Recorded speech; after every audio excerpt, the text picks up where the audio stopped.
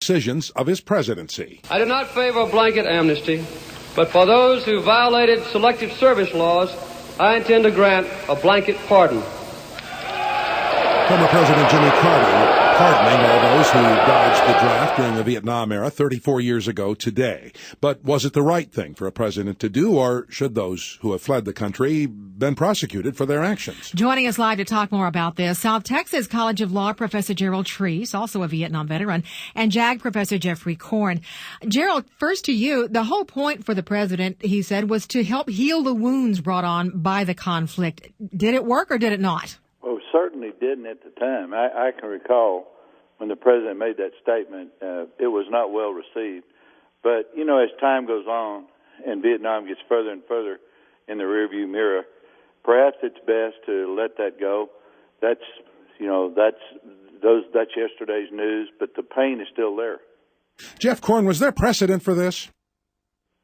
Wasn't really precedent for that type of blanket pardon, although President Carter did make it one of the pillars of his campaign when he ran for president. And I think it just shows that the country was at that time, and I think in many ways remains, very divided on the legitimacy of the war, and the draft dodgers were just kind of the focal point of that after the war ended.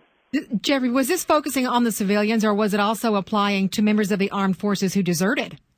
Well, that was one of the more controversial aspects. It applied only to the civilians who avoided the draft, and the government, the military, continued to prosecute deserters, and the government also prosecuted anti-war opponents who remained in the United States. So in some ways you could say the ones who had at least the patriotism to follow the duty to go into the armed services initially were treated more harshly than the ones who dodged it altogether. Jerry Treece, I'm wondering, as a Vietnam veteran, if it wasn't especially painful since so many Vietnam vets were treated so very badly when they got home. Well, you know, it was not just the way the movies portray it. It was more, I think most of the veterans didn't want to talk about it when they came home either, because it had been portrayed as such an unjust war. But JP, you and I are about the same age, and you recall, and Atlanta's so much younger than us, but you and I can recall this country was not just torn apart. It was torn so many different places because of the draft. And so everybody felt this. And the way that we look at it now, without the draft, are these wars more or less controversial? Is the military more fair or less fair?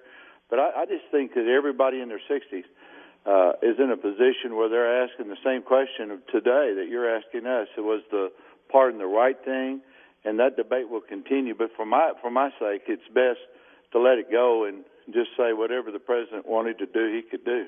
Yeah, it was an unhappy time. Thanks very much to both of you for talking with us this morning. South Texas College of Law professors Gerald Treece and Geoffrey Corn.